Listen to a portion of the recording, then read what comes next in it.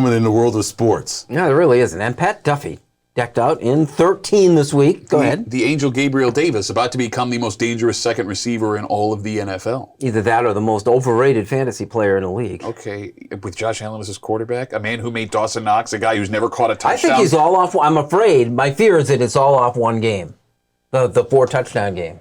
I'm done talking to you, so you guys enjoy doing the rest of your show. All right, well, we'll get back to that. Let's talk NFL Top 100. Everybody likes lists, so we've got this, the NFL Top 100 players to kick around. What do you think? Well, I think Tom Brady shouldn't be number one. I tell you that right now. Aaron Donald should be number one. But besides that, I don't know. It's so bizarre because on this list, you started looking at all the different players that are in the top 10, and I agree with it.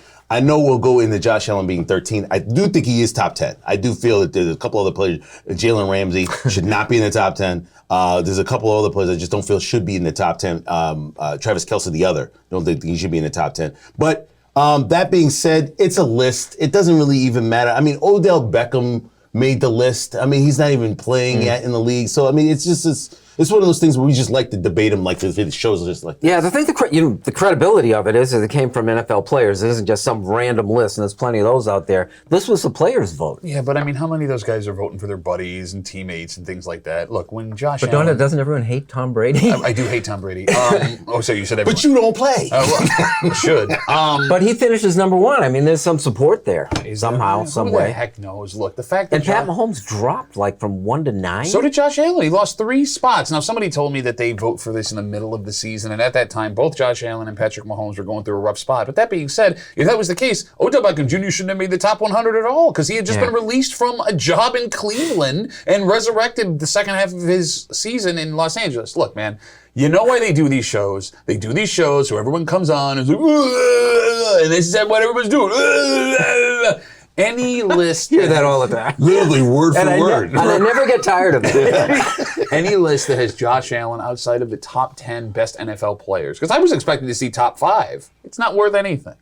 You know what a more accurate list is? Is the ADP in a fantasy list. You know, for the skill players, where you've got Jonathan Taylor, you got Cooper Kupp up there, Austin Eckler are like the best, and, you know, Josh Allen's like far and away the top-ranked quarterback. If you're going to do a list, just do a list of fantasy football players because that's what people really care about. I mean, literally, the list should be the top 10 to maybe 20 players in the NFL, shouldn't be 100, and it should be the top 100 players you draft for your fantasy league because that's all people care about. Yeah, then we're going to do a segment in that a little bit later, so you guys, everyone is going to be ready for you guys.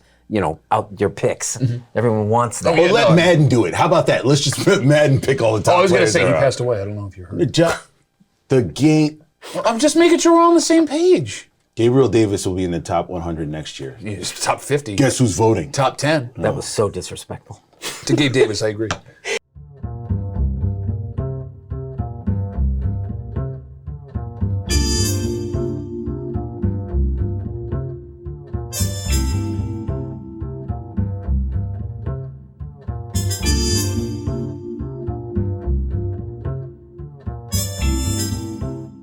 This is the Rochester Press Box. We're talking Buffalo Bills and the opener next.